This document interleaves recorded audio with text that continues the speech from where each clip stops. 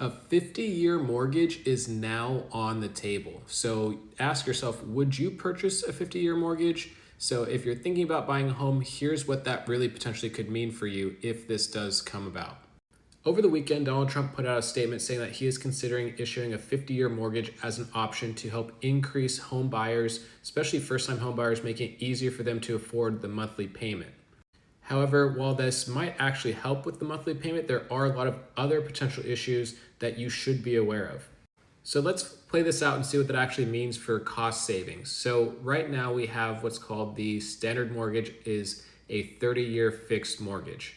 So let's take a look at a couple examples of what it would be like to have a 30-year mortgage versus a 40-year mortgage versus a 50-year mortgage. Bear with me while I get through some of these numbers. So let's take a $400,000 home purchase and a 5% down payment of $20,000. That means that you are going to be financing $380,000 over this 30, 40, or 50-year term.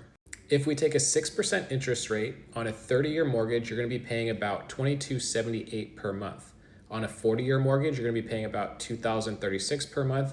And then on a 50-year mortgage, you'll be paying about $1,936 per month. So that's about a savings of about $300 between the 30-year and the 40 or the 50-year mortgage per month.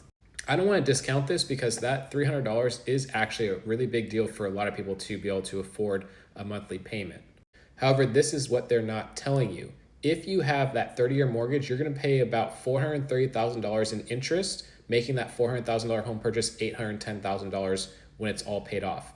With a 40-year mortgage, you're going to be paying $597,000 in interest, making that home $977,000. And if you have that 50-year mortgage, you are paying $771,000 in interest alone, meaning that $400,000 home purchase actually costs you $1.15 million.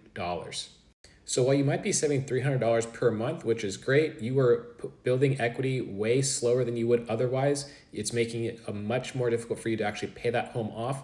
And the people who are really winning here are the banks that are financing these loans because they're making so much money in interest off of you.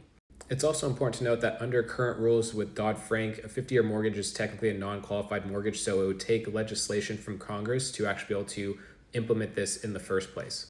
So politics aside, I think that this is a terrible idea for the average homeowner, but if you are someone who's looking to make money off of real estate, then this actually could be beneficial for you in the long run. So share your thoughts down below. What do you think about this 50-year mortgage? Would you take one? Would you not? Share this with someone who's thinking about purchasing and help educate people so they know what's really going on with this proposal. Take care.